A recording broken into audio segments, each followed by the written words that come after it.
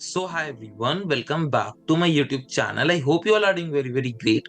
तो आज की वीडियो में हम जो है यूनिट 1 जो हमने प्रीवियसली कवर करी थी, that is the last man by Mary Shelley, उसके हम हाईली एक्सपेक्टेड क्वेश्चंस देखेंगे। बेसिकली हम वो सारे पीवाईक्यूज देखेंगे जो अभी तक जो वो सारे प्रीवियस ईयर क्वेश्चंस देखेंगे जो अभी तक आपसे एग्जाम में पूछे गए हैं। And there are high chances कि जो क्वेश्चंस होंगे वो इसी के रिवॉल्व अराउंड करेगा, राइट।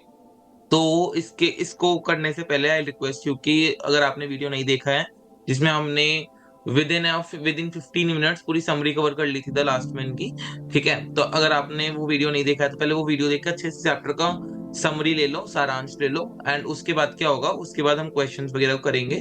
तो आप भी क्वेश्चंस को अपने अकॉर्डिंग कर पाओगे, बिकॉज इंग्लिश में you don't have to mug up all the answers, you have to write the answers on your own. तो मैं इसमें क्या करूंगा, आपको इसमें आपको कीवर्ड्स प्रोवाइड करूंगा जो आपको अपने आंसर्स में इंक्लूड करने हैं। एंड आप अपने आंसर्स उस क्वेश्चन के अकॉर्डिंग, मतलब मेरा आंसर देख के उसके अकॉर्डिंग अपनी लैंग्वेज में लिख सकते हो। And what you have to do is, एक बार लैंग्वेज में लिखने के बाद कि आपने ढंग से लिखा है या नहीं, सही है या नहीं, उसके लिए आप मेरे को अपना जो आंसर है वो मेरे को आप व्हाट्सएप पे मेरे पर्सनल नंबर पे शेयर कर सकते हो, या फिर प्रेफर रहेगा आप मेरे को मेल कर देना अपने आंसर्स। मेल पे कम्युनिकेट करेंगे तो मेरे लिए भी बेटर रहेगा, ठीक है। मेल आईडी मैं आपको वीडियो के डिस्क्रिप्शन में दे दूंगा। इन केस ऑफ इमरजेंसी अपना पर्सनल फोन नंबर भी दे दूंगा, राइट। तो जिससे आपको कोई भी प्रॉब्लम हो तो चीजें सॉर्ट हो जाए, राइट। ठीक है, तो हम हाईली एक्सपेक्टेड क्वेश्चंस करेंगे इस वीडियो के अंदर। चलिए, इसको करने से पहले इसकी इंस्ट्रक्शन देख लेते हैं कि आपको क्या क्या चीजें हैंडी रखनी है बिफोर स्टार्टिंग दिस वीडियो, वरना this video is of no use for you. ठीक है, मैं दिखा देता हूँ। ठीक है, तो सबसे पहले अभी हम क्वेश्चंस जो भी आपको स्क्रीन पे पॉपअप होंगे उसको पहले क्वेश्चन को लिखो। एंड मैं आपको आंसर समझाऊंगा, ठीक है। मैं आपको आंसर समझाऊंगा तो फिर आप आंसर्स को एक बार अच्छे तरीके से देख लेना।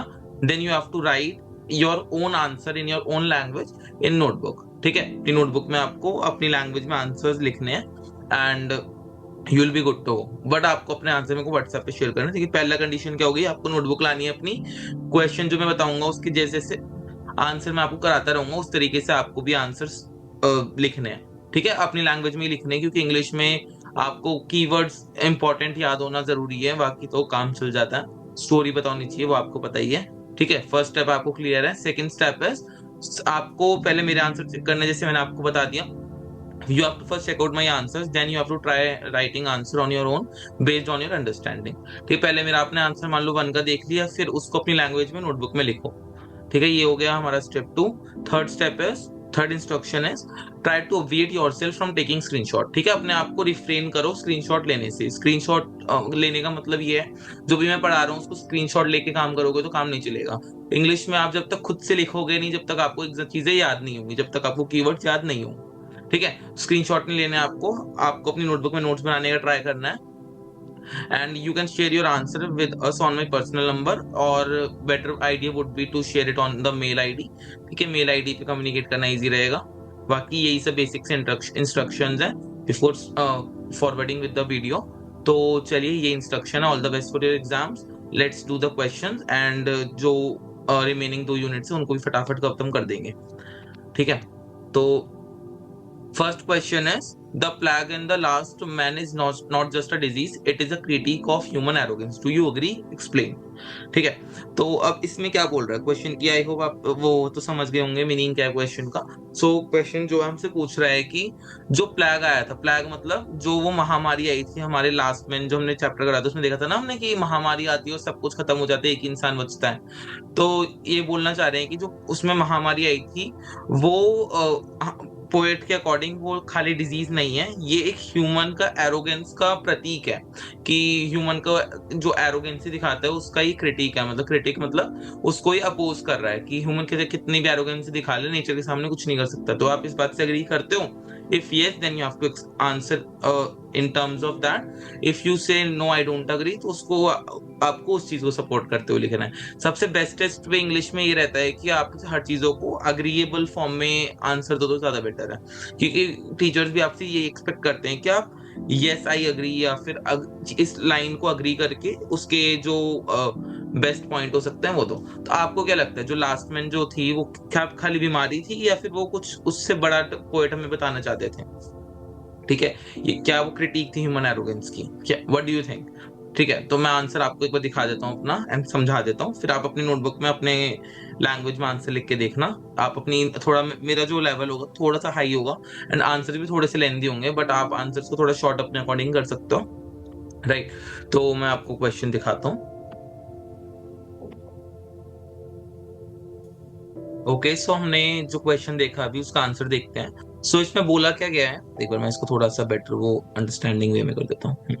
तो इसमें बोला क्या क्या गया था कि क्या आप अग्री करते हो कि जो लास्ट में जो महामारी प्लेग आया था वो डिजीज से बढ़कर था।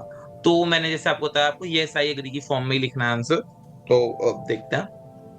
Yes, I agree that the plague in the last man is more than just a mere disease. ठीक है, वो डिजीज से बहुत बढ़कर था। It serves as a powerful critic of human arrogance.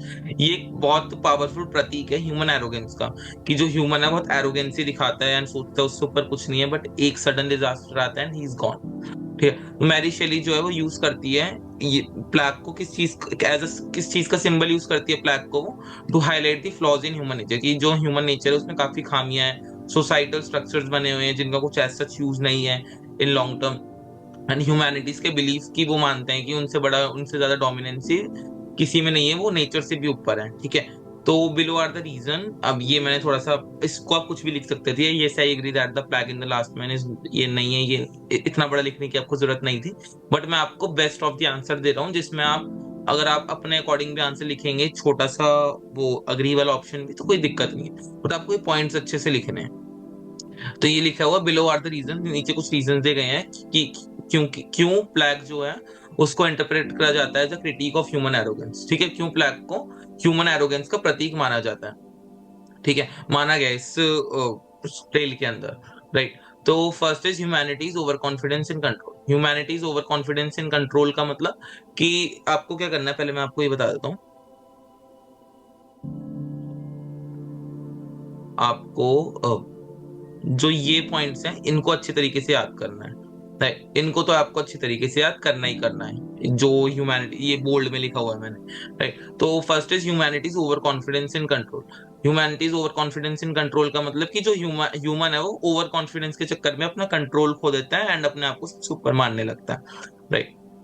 तो इसमें अजम्पशन ऑफ इनविंसिबिलिटी, ठीक है, अजम्पशन ऑफ इनविंसिबिलिटी का मतलब कि जो एडवांस सोसाइटी है in the last man is portrayed as confident in its ability to control the world. ठीक है, तो इसमें जो लास्ट मैन जो स्टोरी है, मैंने आपको जो सारांश दिया था उसमें हमें पता लग रहा था देखते ही कि जो ह्यूमन है वो अपने आप को सोचता है कि उसकी एबिलिटी है कि वो पूरे वर्ल्ड को कंट्रोल कर सकता है, बट स्टिल एक प्लैग के आते ही जो उसका पूरा किंगडम होता है, पूरी पावर होती है, पूरी प्रजा होती है, वो सब कुछ खत्म हो जाती है विद नेचर्स अनप्रिडिक्टेबल फोर्सेस।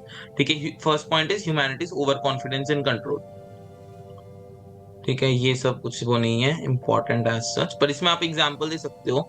जैसे ये था हमारा humanities over confidence in control, आपको इस चैप्टर में कहाँ दिखा, जैसे हमने यहाँ पे देखा कि despite technological and political advancement, वो लोग टेक्नोलॉजिकली भी बहुत अच्छे थे, पॉलिटिकली भी अच्छे चल रहे थे, सब कुछ बहुत अच्छा चल रहा था सोसाइटी में। लीडर एड्रियन और लॉर्ड रेमंड जैसे भी लीडर थे, वो भी पावरलेस पड़ गए जब महामारी आई तो उनके पास भी कोई सॉल्यूशन नहीं था। Though they tried their best to influence people, they tried their best to help people, but still कुछ भी काम नहीं आया उस टाइम पे। They were the one who were being treated in a very harsh way. ठीक है, तो powerless to stop the plague, emphasizing that, ये चीज ये एम्फोसिस करती है कि एड्रियन लॉर्ड रेमंड जैसे लीडर भी चीजों को नहीं रोक पा रहे हैं, विच एम्फसाइज दैट कि no amount of progress can shield humanity from its vulnerability. ठीक है, कि कितना भी आप ऊपर पहुंच जाओ, पर नेचर अगर वल्नरेबिलिटी आपको दिखाना चाहता है तो आपको कोई भी नहीं बचा सकता, राइट। तो ये हो गया कोलैप्स ऑफ लीडरशिप। ठीक है, पहला पॉइंट ये हो गया। सेकंड पॉइंट मैं एक बार लिख देता हूँ।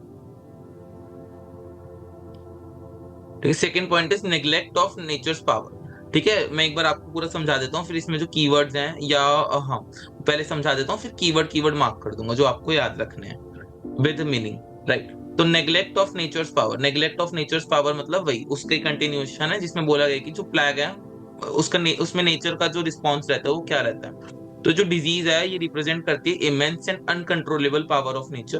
ठीक है, जो ये बीमारी है ये रिप्रेजेंट करती है कि जो नेचर है उसके अनकंट्रोलेबल पावर है, नेचर कोई नहीं हरा सकता बाय अनलिशिंग द प्लेग अगर आप प्लैग को हराना चाहते हो तो शेली क्रिटिक करती है ह्यूमन की टेंडेंसी को कि वो नेचर के वर्ल्ड बैलेंस को, जो नेचर को परेशान करता रहता है। फॉर एग्जाम्पल जो वाटर लेवल्स है उनको कम करता जा रहा है, घर बनाता जा रहा है, तो नेचर की पेशेंस इतनी ज्यादा लेता रहेगा तो जो ह्यूमन है वो एट द एंड उसको नेचर के गुस्से का सामना करना ही पड़ेगा। ठीक है, ये हो गया neglect of nature's power. Third is failure of unity and cooperation. तो कह रहे हैं कि जो शेली है वो क्रिटिक करती है, मतलब क्रिटिसाइज करती है गवर्नमेंट को और उनके इंस्टीट्यूशन को for their failure to act effectively.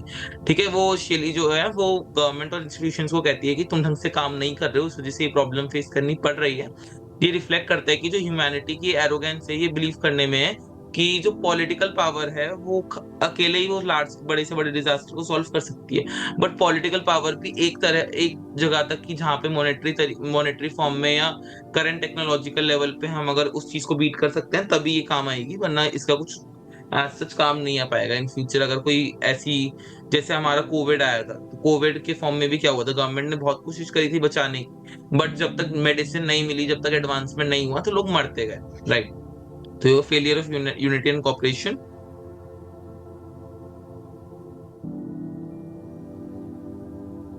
सो अपना फोर्थ वाला है ये personal and collective hubris. Personal collective hubris, अब ह्यूब्रिस वर्ड आपने आई थिंक 95% लोगों में से आप में से नहीं सुना होगा, बट ये हमारा कीवर्ड है। ठीक है, हमें अपना पहला कीवर्ड मिल गया है, मैं एक बार लिख देता हूँ। ठीक है, ह्यूब्रिस का मतलब क्या होता है? ह्यूब्रिस का होता है to proud of.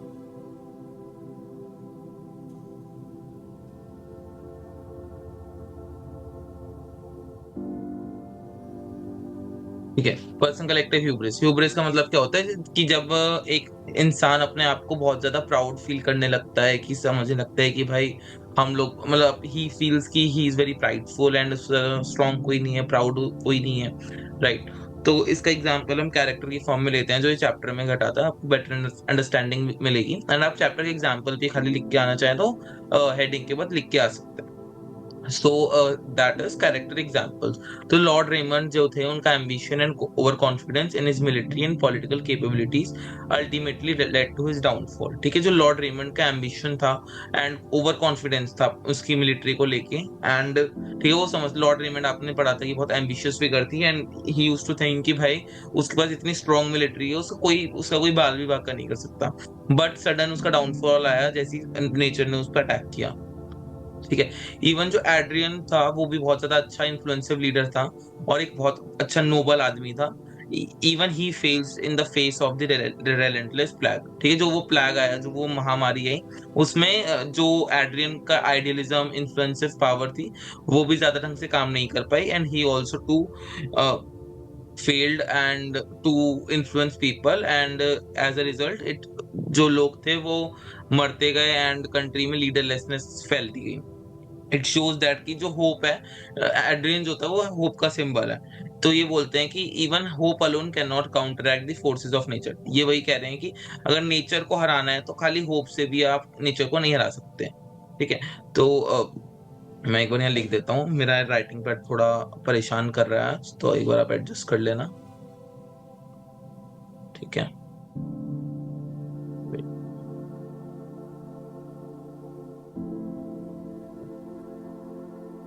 Adrian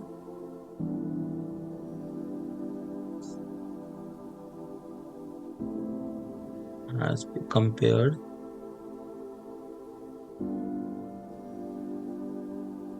Adrian compared with hope. Adrian को किससे कंपेयर करा गया है? होप से। मैं थोड़ा सा लैग मार रहा है एज आई टोल्ड यू। ठीक है, एड्रियन को किससे कंपेयर करा है? होप से कंपेयर करा गया है। तो ये आपको याद रखना है, जब भी आप क्वेश्चन का आंसर लिखो तो एड्रियन को एज अ होप कंपेयर करके लिखना। राइट, सो फर्स्ट क्वेश्चन में इतना ही है। कंक्लूजन और है, जो ये कंक्लूजन भी आप अपने अकॉर्डिंग लिख सकते हो, दैट इज कि जो plague in the last man is not just a physical disease.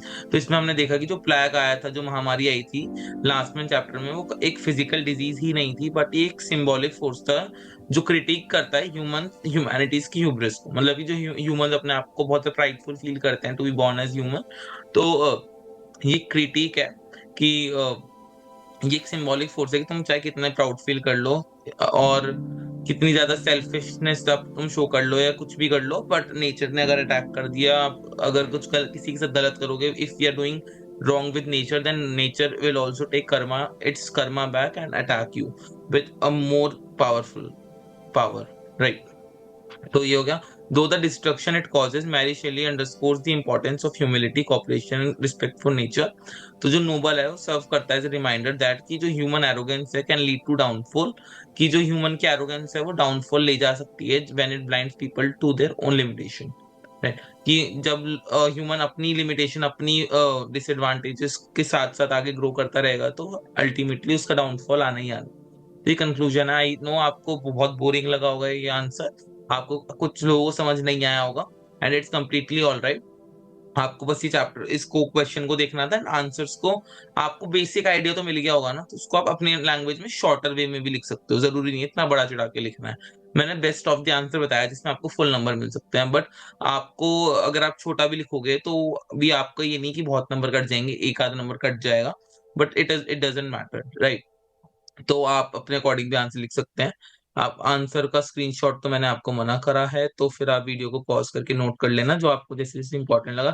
Hubris word था, एंड मैंने आपको बताया कि जो एड्रियन है उसको होप से कंपेयर करा गया है, एंड ये जो बोल्ड में चीजें लिखी हुई हैं वो आपको अच्छे तरीके से याद करनी है. तो फर्स्ट क्वेश्चन हमारा यहाँ से हो गया, राइट? अब बढ़ते हैं क्वेश्चन नंबर 2 पे.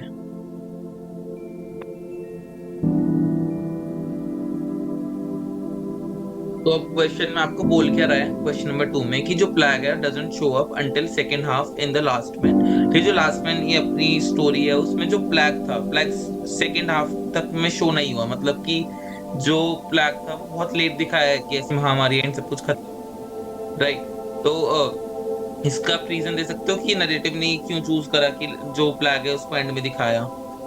तो आपको क्यों लगता है थोड़ा स्टोरी को, व्हाट आई फील इसकी स्टोरी को थोड़ा इंटरेस्टिंग बनाने के लिए उन्होंने करा होगा, जैसे उन्होंने हमारा एक डीप कनेक्शन बिठा दिया स्टोरी के साथ कि एक गरीब इंसान, ऑर्फन चाइल्ड होता है, उसको उसकी दोस्ती एड्रियन से होती है, फिर उसकी शादी भी हो जाती है उसकी एड्रियन की बहन से, राइट? और वो एक नोबल फैमिली का हिस्सा बन जाता है, उसका सर्कल बहुत अच्छा हो जाता है. तो ऐसे ऐसे थोड़ा चीजें बड़ी होती गई, ठीक है? चीजें जो थी ये थोड़ा सा ऐसे एक्सपैंड होता गया, एंड ये पता लगा कि हमें कि हम एक डीपली कनेक्टेड हो गए इस प्रोटैगनिस्ट से, जो हमारा मेन कैरेक्टर था लियोनेल वेडने, उससे हम कनेक्टेड हो गए. तो इसमें बोला गया जो प्लैग है वो सेकेंड हाफ तक भी शो नहीं हुआ इन द लास्ट में, तो उसका रीजन यही हो सकता है कि थोड़ा स्टोरी को इंटरेस्टिंग बनाने के लिए एंड एक डीप कनेक्शन बिल्ड करने के लिए ऐसा करा होगा. तो इसको एक प्रॉपर आंसर देखते हैं जो अगेन थोड़ा बोरिंग, निहायती बोरिंग और साथ साथ थोड़ा बड़ा हो सकता है, तो इसको आप अपने अकॉर्डिंग आंसर को टेलर कर लेना, ठीक है? इस आंसर 2 जो है हमारा, जैसे आपने क्वेश्चन तो देख लिया है, तो उसमें मैंने आपको हिंट भी दे दिया था कि ऐसा क्यों है कि जो मैरी शेली जी थी उन्होंने जो अपीयरेंस थी इसकी कि ये प्लैग वगैरह आ रहा है, उसके अपीयरेंस को बहुत डिले करा. क्या हो सकता है? मैंने आपको बताया कि कैरेक्टर से हमारे एक रिलेशनशिप बिल्ड हो जाए, कनेक्शन बिल्ड हो जाएगा. मैरी शेली जी चाहती थी और हमारा इवेंचुअली हुआ भी कि कैसे एक छोटा सा बच्चा, ऑर्फन चाइल्ड लियोनेल वेडने, एक नोबल किंग का बहुत अच्छा समधी बन जाता है, मतलब उसकी शादी उसकी बहन से हो जाती है, अच्छे दोस्त हो जाते हैं, कोई लड़ाई झगड़ा नहीं होता, एंड सडन एक डिजास्टर आ जाता है, राइट? तो in the last man by Mary Shelley जो प्लैग की डिलेड अपीयरेंस थी until the second half of the novel, ठीक है, until the second half of the novel serve करती है सेवरल सिग्निफिकेंट नैरेटिव पर्पस. ठीक है, वो क्या सर्व करती है? वो सर्व करती है several significant narrative purpose. Meaning है कि जो ये बहुत इंपॉर्टेंट चीजें सर्व करती है विच शोज की एक इमोशनल हमारा कनेक्शन बिल्ड हो जाए, हमारा उसके साथ जो भी कैरेक्टर है उसके साथ एक हमारा इमोशनल कनेक्शन बिल्ड हो जाए एंड हम अच्छे से उसके साथ कनेक्ट कर पाए, राइट? तो ये मैरी शेली जी चाहती थी, इवेंचुअली हुआ भी. सो इसमें भी आपको गोल्ड पॉइंट है वो याद करना है अच्छे से. First character and relationship development. तो जो फर्स्ट हाफ है उसने किस चीज पे फोकस करा? उसने फोकस करा इन एस्टैब्लिशिंग द वर्ल्ड, उसने एक वर्ल्ड सेटअप करने में फोकस करा. कैरेक्टर एक ऐसा वर्ल्ड बनाया जहाँ पे सब कुछ सही था, एक स्ट्रॉन्ग किंगडम, कैरेक्टर्स चूज करे, लियोनेल वेडने हो गया एंड एड्रियन हो गई, ठीक है? तो ऐसे बहुत सारे कैरेक्टर इन्होंने चूज करे और उनके साथ हमारी रिलेशनशिप बिल्ड हुई, स्पेशली किन किन कैरेक्टर्स के साथ रिलेशनशिप बिल्ड हुई। एक ऑर्फन चाइल्ड के साथ वाज लियोनेल वर्ने, कि हमारे लियोनेल वर्ने के साथ एक कनेक्शन बिल्ड हुआ। Wait, कि लियोनेल वर्ने के साथ कनेक्शन बिल्ड हुआ, एड्रियन के साथ हुआ, रेमंड के साथ हुआ। तो ये इनके साथ, इन कैरेक्टर के साथ हमें प्यार होगा, जैसे एनिमे इसके कैरेक्टर के साथ प्यार सा हो जाता है ना, कनेक्शन हो जाता है, वैसे इनके साथ कनेक्शन सा होगा। तो बाय इमर्सिंग रीडर्स, ठीक है, by immersing readers in the personal political dramas of this characters, जो रीडर्स थे हमारे पर्सनल, जो involving in personal political dramas, इस चीज में जो शैली है वो इंश्योर करती है कि ये इमोशनली अटैच्ड हो जाए in their lives. This foundation makes the tragedy of the plague arrival more impactful.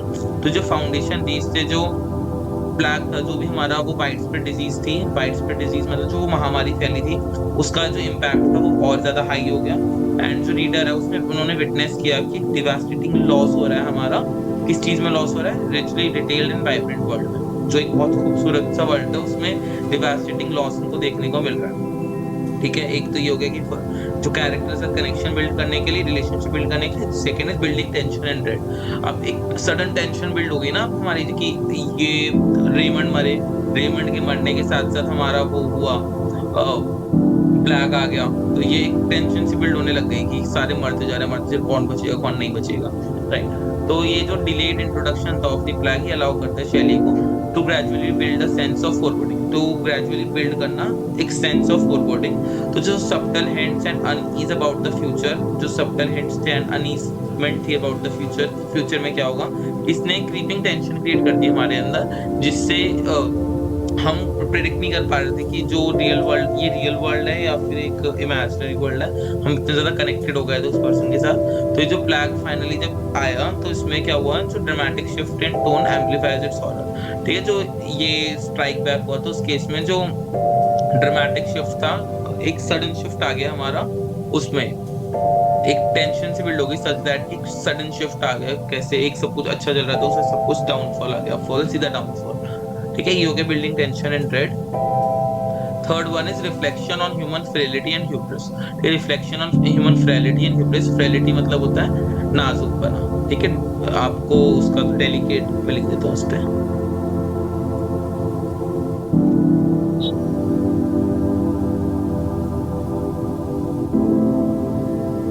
ठीक है, ठीक है, फ्रेलिटी का मतलब क्या होता है, फ्रेलिटी का मतलब होता है आपका डेलिकेसी, डेलिकेट, नाजुक। आई एम सो सॉरी, ये मेरा राइटिंग पैड काम नहीं कर रहा है ढंग से। ठीक है, डेलिकेट हो गया। एंड ह्यूब्रिस का मतलब क्या होता है, मैंने आपको लिखवा दिया है। तो reflection human frailty and hubris, तो by depicting a relatively stable world. Starting में इनिशियली हमने देखा कि जो वर्ल्ड है बहुत स्टेबल है, कुछ स्टेबिलिटी थी। स्टिल जो शैली है वो एम्फसाइज करते हैं ह्यूमैनिटी का जो ओवर प्राइड होता है, ह्यूमन अपने आप को ओवर प्राइडफुल समझता है इन बिलीविंग कि वो डेस्टिनी को, अपनी डेस्टिनी को कंट्रोल कर सकता है। पर जैसे एक सडन डिसरप्शन आई हमारी प्लेग की फॉर्म में, उसने एक स्टार्क रिमाइंडर दे दिया कि नेचर सुपर, कि नेचर सबसे ऊपर है। एंड जो ह्यूमैनिटी है वो जो ह्यूमैनिटी है वो एक्चुअल में वल्नरेबिलिटी पे खड़ी हुई है इस टाइम पे, राइट। तो reflection on human frailty and hubris. Fourth one is romantic and gothic aesthetic. Romantic and gothic aesthetic का मतलब जो स्ट्रक्चर है वो अलाइन होता है with romantic and gothic tradition, जहाँ पे जो initial idealism and pastoral calm जो है वो are shattered by overwhelming despair. ये जो ओवरवेलमिंग डिस्पेयर हो रहा है हमारा, जो खत्म नेगेटिव टू नेगेटिव चीजें आ रही थी, वो इनिशियली तो हमारी तो नहीं आ रही थी, बट सब इनिशियली क्या हो रहा था, सब वो रोमांटिक फॉर्म में चल रहा था। शादी हो रही थी इसकी लियोनल वर्ने की, उसकी एड्रियन की बहन के साथ हुई थी। ठीक है, अब लियोनल की बहन की शादी हुई थी रेमंड के, लॉर्ड रेमंड के साथ। तो ये सब कुछ बहुत अच्छा चल रहा था और बहुत फैमिली लाइक एटमॉस्फेयर चल रहा था। तो ये इंटेंसिफाई करता है कि जो इमोशनल रेजोनेंस जो हमारा क्रिएट हुआ था of the narrative and align with the romantic emphasis on exploring extreme human experience. ठीक है, जो एक्सट्रीम ह्यूमन एक्सपीरियंसेस हुए थे उसको एक्सप्लोर करने की कोशिश करता है। तो फोर्थ योगा romantic and gothic aesthetic. Fifth one is acquiring personal loss. Acquiring personal loss मतलब ये हमने एक चीज उसमें कवर नहीं करी थी अपनी स्टोरी में, पर मैं आपको बता दूं कि ये जो शैली जी हैं जिन्होंने इसको लिखा था नॉवल को, ये इन्होंने इस चीज को इमेजिन करके लिखा था कि भाई इनके साथ भी ये चीजें घटित हुई थी, तो उसके अकॉर्डिंग इन्होंने चीजों को लिखा था। तो जो शैली है उनकी ओन लाइफ, उनकी खुद की लाइफ थी वो, उन्होंने खुद अपनी लाइफ में बहुत सारे लॉसेस देखे थे, जिसमें उन्होंने देखा था कि उनकी चिल्ड्रन की भी डेथ हो जाती है, उनकी उसके हस्बैंड की भी डेथ हो जाती है। उनके हस्बैंड का नाम था पर्सी बैशे शेले, ठीक है। तो उनके हस्बैंड की भी डेथ हो जाती है। तो ये जो स्ट्रक्चर है रिफ्लेक्ट करता है हर पर्सनल एक्सपीरियंस ऑफ लॉस, ठीक है। वो रिफ्लेक्ट करता है कि उनका जो पर्सनल एक्सपीरियंस क्या था लॉस के साथ। अ पीरियड ऑफ रिलेटिव काम शैटर्ड बाय एब्रप्ट ट्रेजेडी। ये जो सब कुछ बिखर गया था बाय एब्रप्ट ट्रेजेडी, तो ये शो करता है कि जो प्लेग था वो mirror the rhythm of life. ये लाइफ के पहिए को शो करता है कि एक टाइम तो बहुत ज्यादा अच्छा जा रहा था, बट देन जो हमारा शैली जी के साथ जैसे जैसे घटित हुआ उन्होंने उसी की फॉर्म में लिखा कि जैसे लास्ट में सर्वाइव कर रहा था वैसे शैली जी भी सर्वाइव कर रही थी। जैसे लास्ट में जो लियोनेल वर्ने था उन्होंने काफी लोगों को खो दिया था, अपने साथ काफी लव्ड वंस को खो दिया था, वैसे शैली जी ने भी अपने काफी लव्ड वंस को खो दिया था, राइट। तो ये है गोइंग पर्सनल लॉसेस एंड अब by delaying the plague's arrival, जो प्लेग आना था उसको डिले करने से शैली ने इंश्योर करा कि जो इसका इम्पैक्ट हो बहुत ज्यादा नैरेटिव एंड थीमेटिक हो, जिससे जो लास्ट में नॉवल थी वो एक सिंपल डिस्ट्रक्टिव टेल, मतलब एक जो डिस्टोपियन टेल रहने की जगह, सिंपल डिस्टोपियन स्टोरी रहने की जगह एक हमारी रिलेशनशिप बिल्ड हो गई इस नॉवल के साथ, क्योंकि इसमें हमने देखा कि रोमांटिसिज्म भी था, पॉलिटिकल इंटरफेरेंस भी था एंड सब कुछ एक फैमिली लाइक एटमॉस्फेयर था, सडन वल्नरेबिलिटी आई, सोसाइटल फ्लॉज है। तो ठीक है, ये सब उन्होंने इसलिए शैली ने इंश्योर करा था कि ऐसा हो, राइट। ये हो गया। अब आंसर थर्ड देखते हैं, उसके वाले क्वेश्चन देखते हैं थर्ड वाला।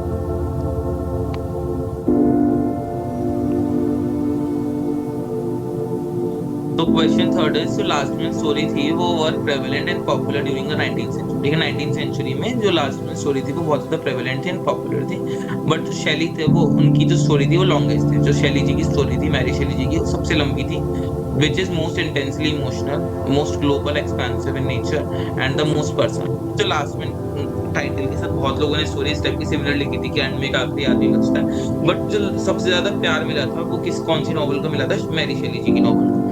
ऐसा क्यों मिला था? क्यों सब लोग इमोशनली कनेक्ट हो पाए थे मैरी शैली जी की नॉवल के साथ? द रीजन बीइंग इज कि उनके साथ भी चीजें पर्सनली घटित हुई थी, तो लोग कनेक्ट कर पा रहे थे। इसमें हम सेकंड का आंसर भी थोड़ा थोड़ा लिख सकते हो, ठीक है। सेकंड वाला आंसर भी थोड़ा थोड़ा आप इसमें डाल सकते हो, कोई ऐसा इशू नहीं आएगा। इसमें भी डू यू अग्री वाला है तो ये सही एग्री था, राइट। तो इसका देखते हैं इसका सॉल्यूशन।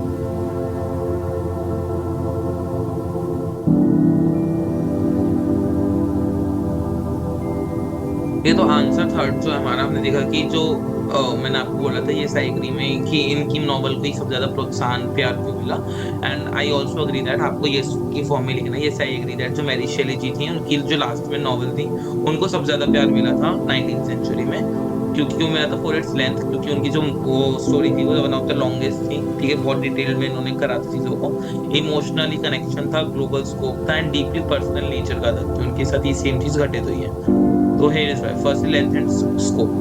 जो शैली जी की नॉवल थी वो सिग्निफिकेंटली लॉन्गर, ठीक है, वो कंपैरेटिवली लॉन्गर थी एंड मोर डिटेल थी अदर जो लास्ट में लिखी गई थी और अदर ऑथर्स के द्वारा, ठीक है। इसमें ये बहुत ज्यादा एक्सपांसिव थी, एक्सपांसिव मतलब महंगा नहीं, इस वाले एक्सपांसिव का मतलब है ये EXPAN है ना, तो इसका एक्सपांसिव मतलब है बहुत ज्यादा डिटेल्ड में।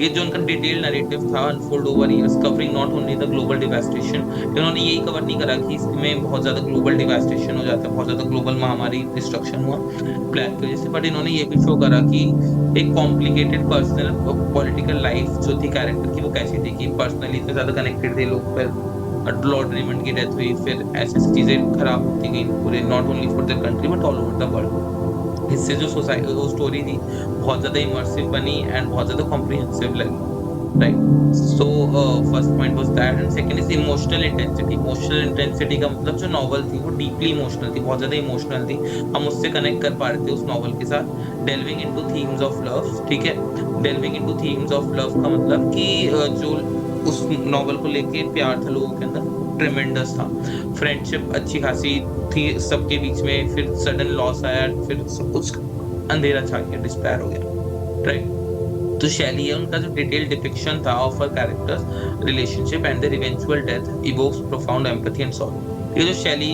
जो है वो उससे एम्पथाइज कर पा रही है, जो भी वहां पे कैरेक्टर्स की डेथ हो रही थी तो वो खुद एम्पथाइज कर पा रही थी, क्योंकि उनके साथ ये सेम चीज घटी हुई थी, तो वो उससे कनेक्शन बना पा रही थी और उनके थ्रू हम कनेक्शन बना पा रहे थे उन कैरेक्टर के साथ।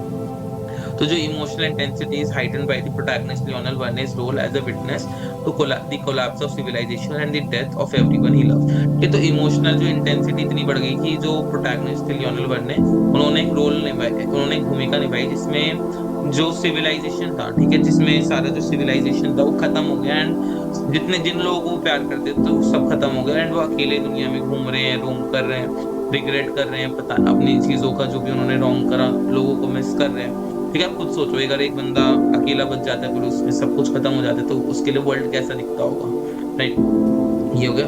Third one is personal nature. Personal nature मतलब कि जैसे और भी लास्ट में स्टोरीज जो लिखी गई थी फिलोसॉफिकल थी, पर जो लास्ट में जो मैरी शेली जी ने लिखा था ये डीपली पर्सनल थी, reflecting Shelley's own experiences of grief and losses. तो ये जो कैरेक्टर्स थे are thought to be inspired by real people in her life. तो जो कैरेक्टर्स थे उनको सोचा गया था कि ये these were inspired by real people in her life. तो जो एड्रियन है वो रियल पीपल कौन कौन से थे जिनको वो अपनी लाइफ से कनेक्ट कर पा रही थी। जैसे उन्होंने देखा कि जो उन्होंने कनेक्ट करा था एड्रियन को अपने जो उनके हस्बैंड थे, वो मानती थी कि जो उनके हस्बैंड है वो भी एड्रियन जैसे थे, एकदम नोबल एंड हम्बल पर्सन, ठीक है, and he is very idealism and tragic demise, ठीक है। तो उन्होंने एड्रियन को किससे कंपेयर करा था, पर्सी पर्सी बैशेलिस से, ठीक है, मैं लिख देता हूँ if my this thing allow us, ठीक है। तो एड्रियन वाज कंपेयर्ड विद, ठीक है, एड्रियन कंपेयर्ड विद, एड्रिनो किससे कंपेयर करा गया है, एड्रिनो कंपेयर करा गया था पर्सी बायशेलिस से। एंड लियोनेल वर्ने को किससे कंपेयर किया गया था, Lionel Verney was compared with Mary Shelley, ठीक है। एड्रिन को कंपेयर करा, मैं एक बार क्यों लिख देता हूँ बेटर फॉर्म में, just give me a minute.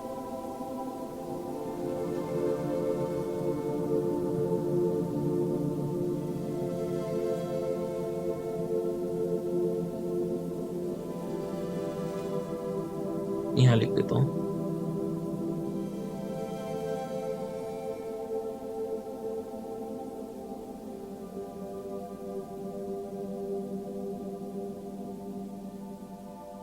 Lionel Verney को कंपेयर करा गया था, किससे कंपेयर किया था लियोनल वेर्ने को, Lionel Verney was compared with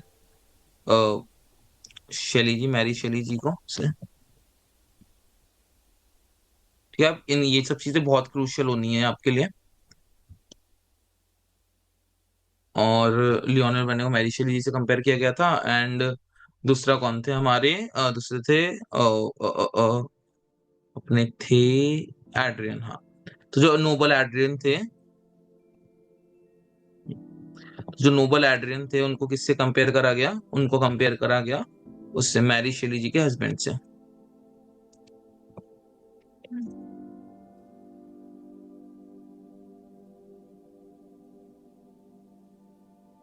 ठीक है, मैरी शेली जी के हस्बैंड से कंपेयर करा गया था, ठीक है। ये हो गया हमारा आंसर नंबर थर्ड। इसमें आपको ये याद करना है कि हम लोगों को या पूरे वर्ल्ड को इनकी स्टोरी ज्यादा अच्छी क्यों लगी एज कम्पेयर टू अदर लोग जिन्होंने बहुत ज्यादा स्टोरीज इस टाइप की सिमिलर लिखी थी। फर्स्ट वन की हम कैरेक्टर से कनेक्शन बिठा पाए, सेकेंड इनके पर्सनल नेचर के साथ की थी, एंड थर्ड वन इज कि जो इमोशनल इंटेंसिटी बहुत ज्यादा थी कि फ्रेंडशिप, लॉस, डिस्पेयर सब कुछ देखने को मिला हमें। एंड इसकी जो लेंथ थी वो रिलेटिवली लॉन्गर थी as compare to other other stories written by many of the different authors on the same title, The Last Man, ठीक है। तो ये सब था हमारा आंसर थर्ड में। अब आंसर फोर्थ देखते हैं फटाफट।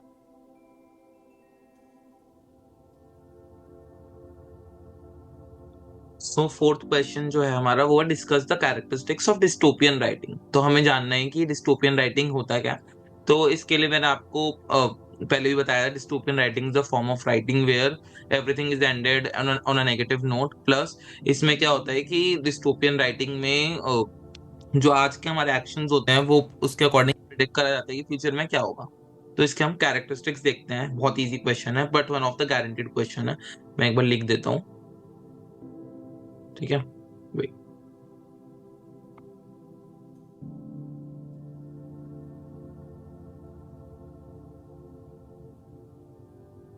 ये आपको गारंटेड क्वेश्चन एग्जाम में देखने को मिलेगा ही मिलेगा, ठीक है। तो इस क्वेश्चन को आपको अच्छे से करके जाना है।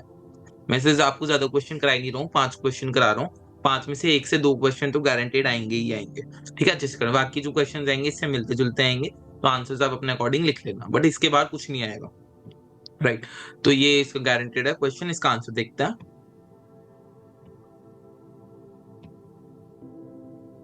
तो हमें कैरेक्टरिस्टिक्स बताना है, डिस्टोपियन राइटिंग है तो हम बताते हैं, बहुत ईजी है।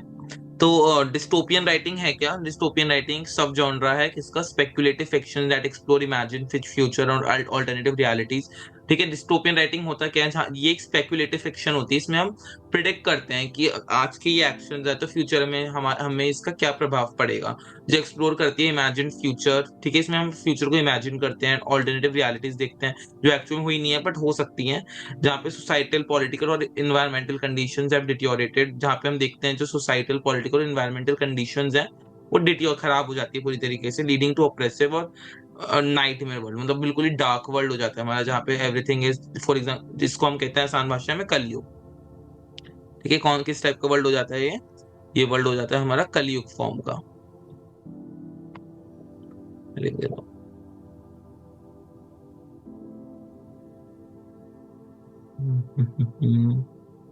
ठीक है, हमारा वर्ल्ड किस टाइप का, किस फॉर्म में हो जाता है हमारा वर्ल्ड हो जाता है कलयुग फॉर्म में,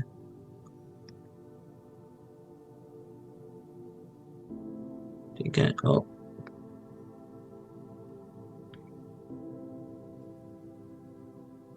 ठीक है, कलयुग फॉर्म में हो जाता है। तो ये हमारा जो है कलयुग फॉर्म का पूरी स्टोरी दिखाते हैं आज के एक्शन से। तो कई कैरेक्टरिस्टिक्स आपको याद करने जरूरी है। So first is dehumanisation. अब डीह्यूमनाइजेशन होता क्या है? डीह्यूमनाइजेशन मतलब कि जो इंडिविजुअल्स हैं इसमें किस किस, मतलब इसमें क्या डिस्टोपियन राइटिंग में आपको क्या क्या चीज देखने को मिलती है। First one is dehumanization. आपको bold word as it is याद करने हैं। तो जो इंडिविजुअल्स हैं उनको ऑफन रिड्यूस करा जाता है टू मेयर नंबर्स, ठीक है। इंडिविजुअल कंसिडर करा जाता है कि ये वही कुछ कुछ नंबर्स हैं, रोल्स इनके, इनको बस रोल्स के बेसिस पे, नंबर्स के बेसिस पे, फंक्शन के बेसिस पे बांट दिया जाता था। एंड जो ह्यूमंस वो अपनी आइडेंटिटी को भूल जाते हैं, बस दे all they say is I work here, I work there, ये उनकी आइडेंटिटी बन जाती है, राइट। तो इसी को लेके फ्यूचर में क्या प्रिडिक्शन होती है कि सब कुछ खत्म हो जाएगा एंड इंसान जो है वो इंसान ही रहेगा, they all will be captured by AI and something like that, right. Society है वो वैल्यू करती है कन्फर्मिटी को ओवर इंडिविजुअल। कन्फर्मिटी को मतलब कि जो इंसान एक्चुअल में कर रहा है उसको वैल्यू करती है ओवर इंडिविजुअलिटी, जिससे फ्यूचर में प्रिडिक्ट करा जाता है कि सब कोई किसी को नहीं जानता होगा एंड सब कुछ खत्म हो जाएगा। तो डीह्यूमनाइजेशन हो गया। Second is technological misuse. Second characteristics क्या है डिस्टोपियन राइटिंग का? वो ये है कि जो डिस्टोपियन वर्ल्ड है वो अराइज होते हैं फ्रॉम मिसयूज ऑफ टेक्नोलॉजी। फिर जो डिस्टोपियन वर्ल्ड है हमारा, डिस्टोपियन वर्ल्ड मतलब ऐसे वर्ल्ड जहाँ पे सब कुछ खराब है, सब कुछ गलत है, कलयुग वर्ल्ड, ठीक है। जो डिस्टोपियन वर्ल्ड है वो अराइज होते हैं from misuse of technology and this serve as a warning about humanity's impact on nature, ठीक है। ये क्या चीज सर्व करती है? सर्व करता है एज अ वार्निंग कि अगर आपने टेक्नोलॉजी का यूज करना ढंग से प्रारंभ नहीं करा, मिसयूज करते रहे आप टेक्नोलॉजी को, तो जो ह्यूमैनिटी है वो खत्म हो सकती है, उसका बहुत ज्यादा इम्पैक्ट पड़ेगा नेचर पे एंड जो ह्यूमैनिटी है वो डिटियोरेट हो, खत्म हो सकती है। टेक्नोलॉजिकल मिसयूज हो गया, डीह्यूमनाइजेशन हो गया। थर्ड वन है सोशल हायरार्की। आपको बोल्ड पॉइंट याद करने हैं और बाकी जो अंदर वाले पॉइंट आप खुद से लिख सकते हो, कुछ ऐसा फर्क नहीं पड़ेगा, डीयू ही तो है भाई, ठीक है। तो थर्ड वन है सोसाइटल हायरार्कीज एंड इनइक्वालिटी। तो दिस जो डिस्टोपियन वर्ल्ड है ऑफन एग्जैगरेट, वो जो डिस्टोपियन वर्ल्ड है ऑफन एग्जैगरेट करता है एग्जिस्टिंग सोशल इनइक्वालिटीज को with power concentrated in the hand of a few elites, ठीक है। इसमें कंसिडर करा जाता है कि जो डिस्टोपियन वर्ल्ड है वो एग्जैगरेट करते हैं एग्जिस्टिंग सोशल इनइक्वालिटीज को, जिसमें जो पावर है उसको हम मानते हैं कि कुछ लोगों के हाथों में ही है, वाइल जो रेस्ट ऑफ द वर्ल्ड है वो सफर करता है, ठीक है। सोशल हायरार्कीज एंड इनइक्वालिटीज हो गई। Fourth one is loss of individual freedom. Loss of individual freedom का मतलब क्या है कि इसमें हम देखते हैं कि फ्यूचर में अभी जैसा चल रहा है ठीक है, पर आज के कंसर्न की वजह से इट इज कंसिडर्ड दैट कि जो पर्सनल फ्रीडम एंड ऑटोनॉमी है वो भी सब कुछ खत्म हो जाती है in favour of societal control, right. Loss of individual freedom हो गया। फिफ्थ वन इज फ्यूचरिस्टिक और स्पेक्यूलेटिव सेटिंग। फ्यूचरिस्टिक और स्पेक्यूलेटिव सेटिंग का मतलब जो डिस्टोपियंस होते हैं are often set in the near और डिस्टेंट फ्यूचर। ठीक है, जो डिस्टोपियन राइटिंग होती है वो लिखी जाती है आज के केसेस के आधार पे कि हमारा नियर और फ्यूचर में क्या होने वाला है, जो प्रेजेंट करती है विजन की व्हाट कुड हैपन, कि क्या हो सकता है अगर करंट ट्रेंड को अनदेखा करते चले गए हम, राइट। सो ये हो गया कंक्लूजन इसका, ये लिख सकते हो आपकी डिस्टोपियन राइटिंग है उस रिफ्लेक्ट करती है कि सोसाइटी की कितनी एंजाइटीज हैं and critics the potential consequences on unchecked powers, technological advancement, environmental neglect. It challenges reader to reflect on their values. ठीक है, चैलेंज करता है रीडर को कि वो अपनी वैल्यूज को रिफ्लेक्ट करें, क्वेश्चन करें अथॉरिटी को एंड कंसीडर करें कि कैसे उनके एक्शन से फ्यूचर चेंज हो सकता है। अगर वो आज अच्छे एक्शन लेंगे तो फ्यूचर कितना अच्छा हो सकता है, कितना बेकार हो सकता है, राइट। तो by presenting exaggerated version of current issues, जो डिस्टोपियन फिक्शन है वो फंक्शन करती है as both a mirror and warning. वो हमें हमारा चेहरा भी दिखाती है, हमारा ट्रू फेस दिखाती है, साथ साथ हमें वार्निंग भी देती है, राइट। ये फोर्थ क्वेश्चन हो गया, अब लास्ट क्वेश्चन बचा है, फिर आप भी फ्री। ठीक है, सो फिफ्थ क्वेश्चन इज, ये भी one of the most important है। So what is the question actual में? The dystopian writing are often present as they attempt to predict the future based on the issues in the present. ठीक है, जो dystopian writing है उनको हम often present consider करते हैं। Present का मतलब क्या होता है? प्रेजेंट का मतलब होता है हमारा कि ये हम साइंटिफिक थोड़ा सा कंसीडर करते हैं, और often consider scientific as they attempt to predict the future, क्योंकि इसमें हम लोग वो सोचते हैं कि हमारा फ्यूचर प्रेडिक्ट कर रहे हैं, हमारा फ्यूचर ऐसा होगा जैसे हमें ग्रंथों में लिखा होता है, तो इसको ग्रंथ माना जाता है कि हमारे फ्यूचर में ऐसा होगा बेस्ड ऑन द इश्यूज, जो आज इश्यूज हम फेस कर रहे हैं उसके बेसिस पे। जैसे आज सबसे मेजर इशू हम फेस कर रहे हैं पॉल्यूशन, तो ये डिस्टोपियन राइटिंग पॉल्यूशन के ऊपर भी डेफिनेटली लिखी गई होगी, जिसमें बताया होगा आज हमारा पॉल्यूशन इतना है तो आगे इसका क्या इफेक्ट पड़ेगा, सब ऑक्सीजन मास्क और ऑक्सीजन गैस सिलेंडर लेके पीठ पे घूमेंगे। ठीक है, ये सब। तो डू यू अग्री कि जो डिस्टोपियन राइटिंग होती है वो हमें हमेशा एक अच्छा फ्यूचर, हमेशा एक्यूरेट फ्यूचर को प्रिडिक्ट करने में मदद करती है? ठीक है, तो डू यू अग्री? ऑल्दो ये ऐसा होता नहीं है कि सारी इनकी सही हो, एंड वही हम देखेंगे, पर इसमें आपको आंसर स्टार्ट कैसे करना है ये सही अग्री करके मैं दिखाता हूँ।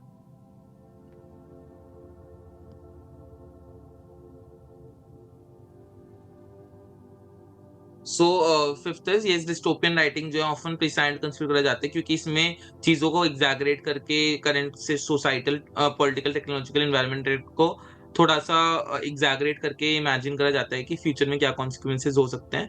तो by analysing contemporary issues, dystopian authors जो हैं वो क्रिएट करते हैं कॉशनरी टेल्स जो रिफ्लेक्ट करते हैं फियर्स को भी, जो किस चीज को रिफ्लेक्ट करते हैं, वो रिफ्लेक्ट करती है फियर को एंड एंजाइटी को of the time. And in many cases जो उनकी प्रिडिक्शन होती है वो रेजोनेट करती है विद और even come true in later eras, right. तो here is why first one is extrapolation of current trend. Extrapolation of current trend का मतलब क्या है? तो डिस्टोपियन राइटर्स हैं वो लेते हैं कि एग्जिस्टिंग इश्यूज लेते हैं, project them into the future, and वो इशू को फ्यूचर में प्रोजेक्ट करके, फ्यूचर में प्रिडिक्ट करके बताते हैं, जिससे एक सिनेरियो क्रिएट होता है जो प्लॉजिबल होता है। प्लॉजिबल मतलब प्लॉटेबल, मतलब उसकी बहुत सराहना करी जाती है, उसको बहुत ज्यादा ध्यान दिया जाता है बेस्ड ऑन प्रेजेंट ट्रेजेक्टरीज, जो आज के टाइम में ट्रेजेक्टरीज हो रही हैं उसके बेसिस पे फ्यूचर को प्रिडिक्ट करा जाता है। ठीक है, तो इसमें एग्जांपल्स अभी हम जो 2 यूनिट बचेंगी उसकी एग्जांपल्स आप यहाँ पे लिख सकते हैं। ठीक है, ये हो गया हमारा फर्स्ट पॉइंट, यहाँ पे वो एरर हो गया। Second point is warning through exaggeration. ठीक है, ये चीजों को जो आज हो रहा है उसको बहुत बड़ा चढ़ा के बताते हैं कि आज ये हो रहा है तो ऐसा ऐसा हमारे साथ होगा फ्यूचर में, बहुत ज्यादा एग्जैगरेट करके बताते हैं। जो डिस्टोपियाज होते हैं वो इंटेंशनली मैग्नीफाई करते हैं करंट प्रॉब्लम को, बहुत बड़ा चढ़ा के बताते हैं वो, जिससे वो एक क्रिटिकल रिफ्लेक्शन दे सके कि भाई तुम कर लो वरना तुम मर जाओगे, तुम्हारा दोगलापन खत्म हो जाएगा। ठीक है, वाइल नॉट ऑल ऐसे कि तो कंसिडर करा जाता है कि सारी प्रेडिक्शन तो सही नहीं होती हैं, बट ये हाईलाइट करती हैं कि सोसाइटल की चॉइसेस की वजह से क्या क्या ट्रेजेक्टरी हो सकती है, किस लेवल तक चीजें जा सकती है। Fourth one is technological speculation. Technological speculation, तो जो डिस्टोपियन ऑथर होते हैं वो फ्रीक्वेंटली एक्सप्लोर करते हैं darker implication of emerging technologies. ठीक है, तो जो डिस्टोपियन ऑथर होते हैं वो फ्रीक्वेंटली एक्सप्लोर करते हैं darker implication of emerging technology, जो आज टेक्नोलॉजी इमर्ज हो रही है उसका क्या डार्कर प्रभाव पड़ेगा, उसको ये एक्सप्लोर करते हैं। तो जो स्पेकुलेशन होता है ये ऑफन अलाइन करता है विद रियल वर्ल्ड एडवांसमेंट। ठीक है, ये ऑफन अलाइन किस चीज से अलाइन करता है? विद रियल वर्ल्ड एडवांसमेंट, जो रियल में वर्ल्ड में एडवांसमेंट हो रही है उसको ये अलाइन, उससे ये अलाइन करता है, right? So third point is that, and fifth point is prescience rooted in human nature. Prescience rooted in human nature मतलब जो डिस्टोपियन फिक्शन है वो ऑफन कैप्चर करती है यूनिवर्सल एस्पेक्ट को ऑफ ह्यूमन बिहेवियर। ठीक है, ये बेसिक जो ह्यूमन बिहेवियर होता है जिससे सब कुछ डिस्ट्रक्शन होता है, that is power, greed, fear and apathy. इन सब चार बिहेवियर को लेके ये पूरा फ्यूचर प्रोजेक्शंस करते हैं। तो ये जो एलिमेंट से इंश्योर करते हैं कि जो रेलेवेंसी है वो एंड्योर रहे, एंड जो डिस्टोपियन प्रेडिक्शन है वो कई हद तक हमारी कारगर साबित हो जाती है। तो कंक्लूजन क्या है कि डिस्टोपियन राइटिंग जो है ऑफन सर्व करते हैं हमें एक मिरर दिखाते हैं कि कैसा कैसा हो सकता है अगर आपने अपनी चीजों को नहीं रोका तो। ठीक है, तो हमें एक फ्यूचर मिरर शो करती है ये, जो रिफ्लेक्ट करती है anxieties of the present and offer करती है हमें एक potential road map for the future, और जिसका प्रिसाइंस लाई करता है in its ability to identify and amplify critical trends. So critical trends चल रहे हैं उसको आइडेंटिफाई करना, एम्पलीफाई करना, इनकरेज करना रीडर्स को to contemplate the long term consequences of current choices. ठीक है, कि आपकी जो करंट चॉइसेस हैं उसका लॉन्ग टर्म में क्या कॉन्सिक्वेंस पड़ेगा। वाइल सारी प्रिडिक्शन तो सही नहीं होती है, बट जो जॉनरा है वो उसकी रेलेवेंसी रहती है इस पे, एंड जो इसको भी जो हमारे लीडर्स होते हैं वो देखते इन डिस्टोपियन राइटिंग की मदद से भी चीजों को सॉर्ट आउट करने की कोशिश करते हैं। इससे क्या होता है, इससे सोसाइटी में अवेयरनेस बढ़ती है, जैसे पॉल्यूशन की अवेयरनेस बढ़ी, डस्ट की अवेयरनेस बढ़ी, पॉपुलेशन की अवेयरनेस बढ़ती है इसके थ्रू ही। ठीक है, एंड ये सब चीजें बढ़ती रहती है। तो ये कंक्लूजन हो गया। इसी के साथ साथ हमारा चैप्टर होता, ये यूनिट 1 होती है खत्म। हमने बेसिक क्वेश्चन सारे कर दिए। वीडियो बहुत लंबा चला गया, I am really sorry for that. I never expected कि इतना लंबा जाएगा। अब मैं ट्राई करूंगा कि आपको मैं चैप्टर पढ़ा दूं, उसके बाद क्वेश्चन डायरेक्टली दे दूं, क्योंकि ऐसे हमारा सिलेबस टाइम पे खत्म नहीं हो पाएगा। क्वेश्चन आपको टेलीग्राम चैनल पे मैं शेयर कर दूंगा, इंपॉर्टेंट क्वेश्चन, उसके आंसर आपको मुझे लिख के अपनी लैंग्वेज में शेयर करने हैं, क्योंकि इतना बड़ा बड़ा वैसे भी आप नहीं लिख पाओगे। आई होप आप बोर हो गए होगे वीडियो में, तो pardon me for that। चलो, this is all in this video. Thank you so much for watching the video till the end. Next video में मिलते हैं जिसमें हम यूनिट 2 को बहुत इंटरेस्टिंग वे में कवर करेंगे, जैसे हमने यूनिट 1 को करा था। चलिए, tata, bye bye, take care.